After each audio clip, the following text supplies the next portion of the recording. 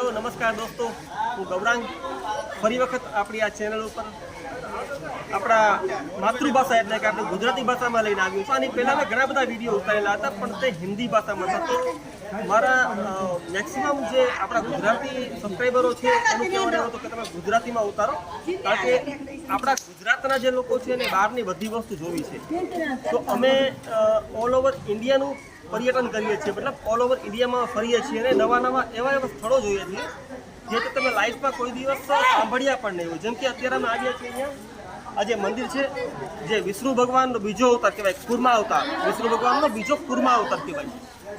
તો કુર્મા અવતારનું બહુ સરસ મંદિર છે, બહુ મસ્ત મંદિર છે. અને આ આવ્યું છે સાઉથની અંદર, એટલે કે આંધ્રપ્રદેશની અંદર, સૂર્ય મંદિરની બાજુમાં. હા, સૂર્ય મંદિરની પણ તમને અભિપ્રાય આપી દઉં કે સૂર્ય મંદિર વિશ્વમાં 2 સૂર્ય મંદિર છે. એક સૂર્ય મંદિર આવ્યું છે ત્યાં આપણે કોનાર્ક, એક સૂર્ય મંદિર આવ્યું છે કોનાર્કમાં, અને એક સૂર્ય મંદિર વિશ્વનું બીજું સૂર્ય મંદિર જે અહીંયા આંધ્રપ્રદેશમાં આવ્યું છે, જે કોરમા મંદિરની બાજુમાં. તો બહુ જ સરસ મંદિર છે, બહુ જોવા જેવું મંદિર છે. અને આ મંદિરની બધી ખાસિયત તમને બતાવું છું કે શું શું સ્પેશિયાલિટી છે. ખાસ કરીને એની કળા, હસ્તકળાને બહુ પ્રાધાન્ય આપે છે અહીંના સાઉથના લોકો.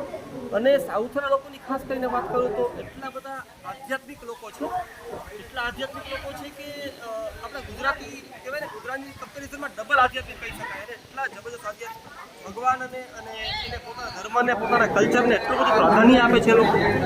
અને અહીંના લોકો ખાસ કરીને એની લેંગ્વેજને લઈને બહુ અવેર છે. એની લેંગ્વેજને લઈને બહુ અવેર છે. જેમ કે અહીંની જે આંધ્રપ્રદેશની જે કન્નડ ભાષા છે, તેલુગુ ભાષા છે, મલયાલમ ભાષા છે, આ સાઉથની આસપાસની એવી ઘણી બધી ભાષાઓ છે કે જે પોતાના આસપાસના પ્રદેશના જે લોકો છે, જેમ કે તેલંગાણા હોય તો તેલુગુ હોય છે, પછી આંધ્રપ્રદેશ હોય છે તો ત્યાં મલયાલમ ભાષા બોલાય છે. એવી રીતે અહીંયા કન્નડ ભાષા બોલાય છે. એવી રીતે અલગ અલગ ભાષાઓનો પોતાનો એક ફિક્સ છે કે આપણે અહીંના છીએ તો અહીંની જ ભાષા બોલે. જેમ કે આપણે ગુજરાતીઓ છીએ તો ગુજરાતની અંદર ગુજરાતીઓ છે ને એ હિન્દી બોલવામાં પોતાનું કંઈક અલગ માનવા માંગે છે, ઇંગ્લિશ બોલવામાં કંઈક અલગ માને છે. આપણી માતૃભાષાને પ્રાધાન્ય આપવા કરતાં બીજી ભાષામાં વધારે એવું કહે છે કે આપણે થોડુંક અલગ કરીએ. પણ અહીંના લોકો એવા નથી.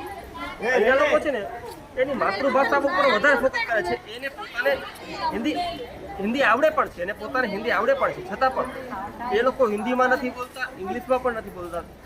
એની પોતાની માતૃભાષામાં જ બોલવાનું મહત્વ રાખે છે. એનું પોતાનું ગૌરવ આગળ વધારવા માટે, જેમ કે આપણે જોઈએ છીએ, જેમ કે સાઉથના પિક્ચર આવે છે તો સાઉથના લોકો હિન્દી પિક્ચર પણ નથી જોતા.